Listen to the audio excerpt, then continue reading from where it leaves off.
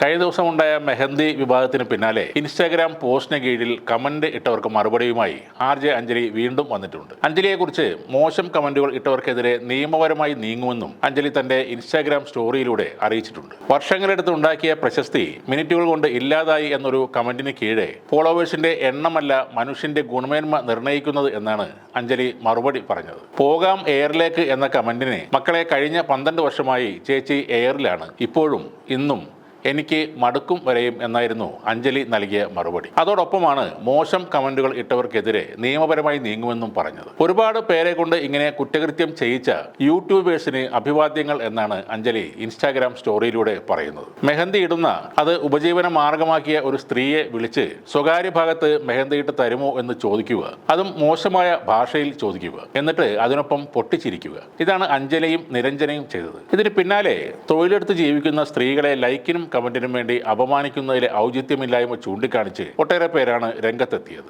അതോടെ പിന്നീട് അഞ്ജലി ഈ സംഭവത്തിൽ മാപ്പ് പറയുകയും ചെയ്തിരുന്നു. എന്നാൽ അതൊരു പേരിന് മാത്രമുള്ള മാപ്പ് പ്രകടനം ആയിരുന്നെന്ന് വേണം ഇപ്പോൾ മനസ്സിലാക്കേണ്ടത്. മോശം കമന്റുകൾ ഇട്ടവർക്കെതിരെ നിയമ നടപടി സ്വീകരിക്കും എന്നത് അതുതന്നെയാണ് സൂചിപ്പിക്കുന്നത്. ആ ഫോൺ അറ്റൻഡ് ചെയ്ത സ്ത്രീയുടെ മര്യാദ കൊണ്ടാണ് അവർ ആ കോൾ കട്ട് ചെയ്തതും വീണ്ടും ആ നമ്പറിൽ നിന്ന് വിളിച്ചപ്പോൾ അത് എടുക്കാതിരുന്നതും. ഇനിയും പരിചയമില്ലാത്ത ഏതെങ്കിലും നമ്പറിൽ നിന്നൊക്കെ അവർക്ക് ഫോൺ കോളുകൾ വന്നാൽ ചിലപ്പോൾ അവർക്ക് പേടി ഉണ്ടാകും. ചിലപ്പോൾ ആ കോൾ അവർ എടുക്കില്ല. അങ്ങനെ വന്നാൽ അതിലൂടെ നഷ്ടമാകുന്നത് അവരുടെ തൊഴിൽ സാധ്യതകളാണ്. ആ അവസ്ഥയ്ക്ക് കാരണം RJ അഞ്ജലിയും അവരുടെ കൂട്ടുകാരിയുമാണ്.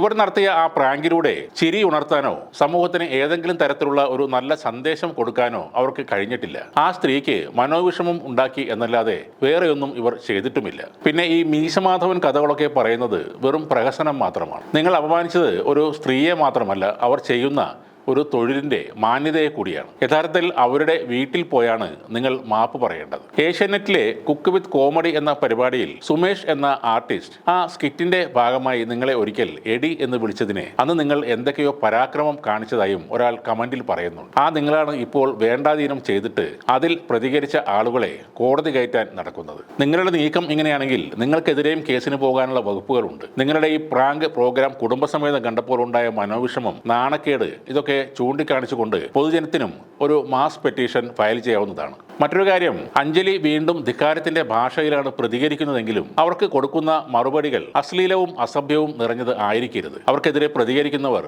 മാന്യമായ ഭാഷയിൽ പ്രതികരിക്കുക. അശ്ലീലവും അസഭ്യവും തൽക്കാലത്തേക്ക് RJ അഞ്ജലിയുടെ മാത്രം കുത്തകയായി നിലനിൽക്കട്ടെ.